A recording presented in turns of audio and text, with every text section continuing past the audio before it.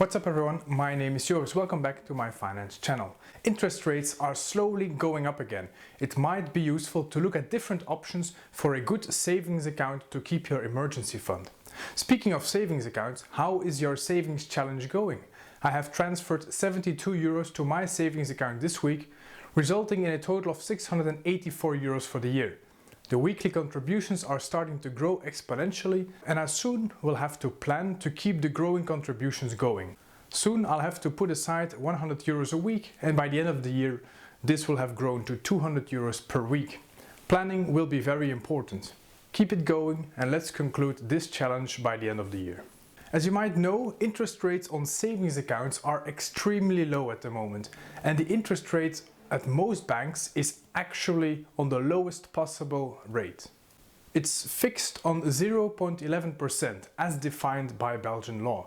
The law prohibits interest rates on savings accounts to go negative, so banks will have to keep paying out a certain amount, a minimum of 0.01% in interests, and they have to add at least 0.1% if you keep that money sitting in your account for over a year.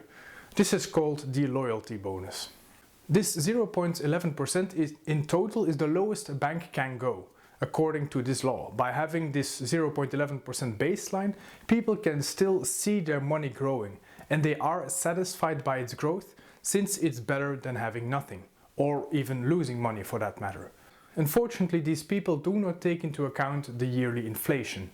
If your yearly interest rate on your savings account is 0.11% and the inflation rate is around 1.8%, you are effectively losing 1.7% of the value of your money every year, even though the number in your bank account keeps growing. And that's not all. The hands of the big banks are tied to these minimal interest rates, but other banks that have different rulings are lowering their return to 0%. And some even go for a negative return on their savings accounts.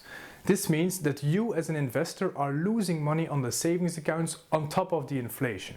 But even now that interest rates are going up again, the interest rates in your main bank won't change very soon.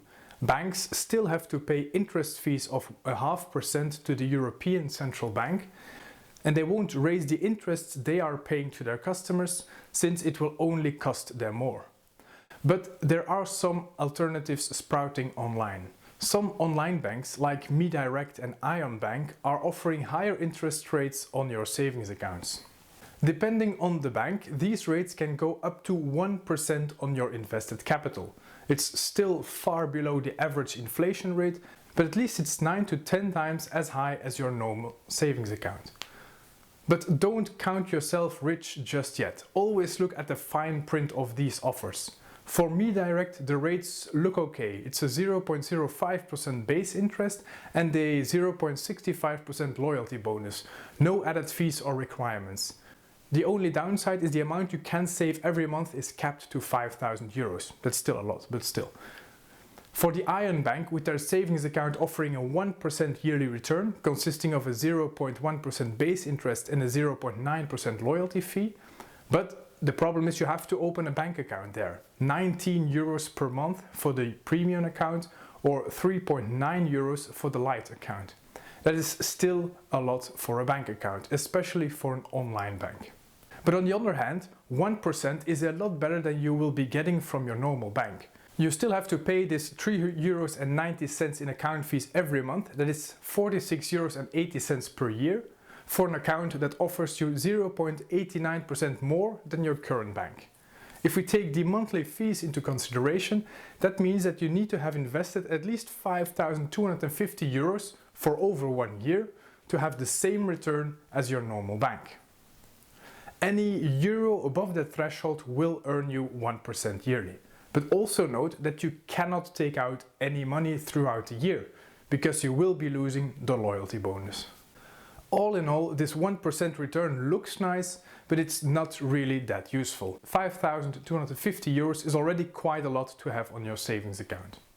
A savings account should only consist of your emergency savings and maybe some extra savings for a future big acquisition, a future big spending. If you don't need the money you have sitting in the bank for the next 5 years, in most cases you are better off investing the money instead.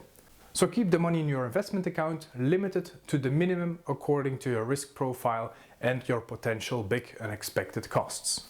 The very low interest rates are not helping us when we are investing in savings accounts, but they can offer you help on the other side of the balance with short-term loans. Let's say you do have a savings account, but you feel comfortable not having that big of an emergency fund. You might decide to lower that emergency fund, and when push comes to shove, you take out a short-term loan to pay for the unexpected costs. Since money in the emergency fund is there for unexpected costs, they may occur today, tomorrow, or 5 years from now. The money in this fund is not really making you any money just sitting there.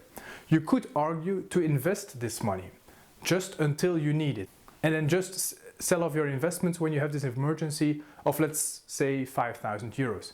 If the stock market at that moment is not in your favor, you can also take out a loan while the interest rates are as low as they are right now.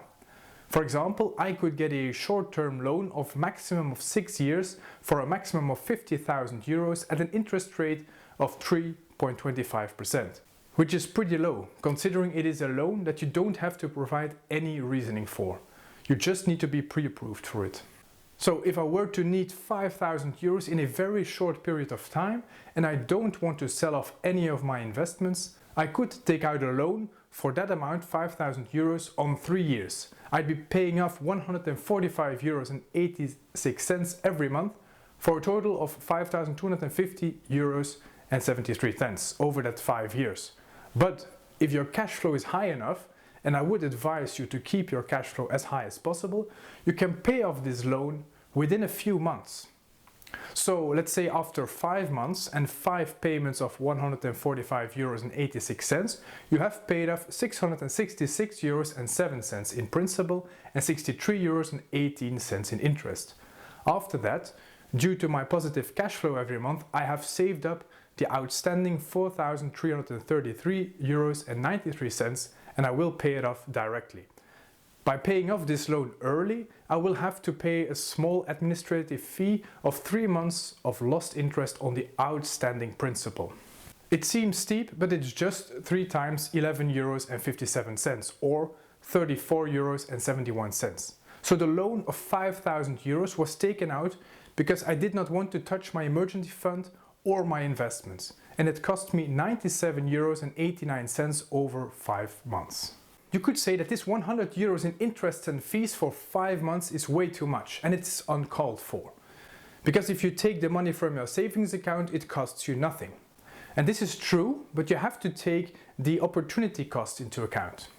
That same 5,000 euros invested in the stock market at a yearly return of 5% would earn you 104 euros and 17 cents in those same 5 months. That's already better than the cost you have to make to take out a loan.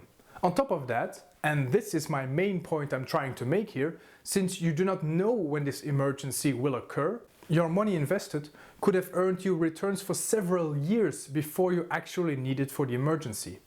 If we take this same situation of 5,000 euros emergency, but we have invested our emergency fund for 3 years already before this emergency happens, the savings of 5,000 euros will have grown from 5,000 euros to 5,800 euros. I know this is quite controversial for the FIRE community, and this way of thinking is rather risky, and probably not for everyone. But you have to consider for yourself what you want and what you need, and how much risk you are willing to take. And you have to look at how you look towards that risk. Some people need an emergency fund of 18 months of savings to feel safe. Others make do with 6 or even just 3 months. I will now lower my emergency fund a little bit further, but not invest it completely. I don't mind the extra risk.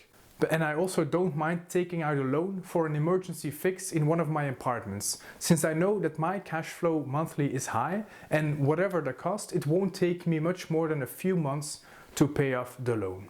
But I do want to keep some cash ready in an emergency fund in case one of my renters leaves one of my apartments. And if that apartment is vacant for a few months, this will temporarily limit my cash flow and thus the ability to pay back loans. So it is very important to calculate for yourself and to understand where your cash flow is, how to build it up, and where your weak points are, and you have to defend those weak points. And as for the rest, it all comes down to risk management.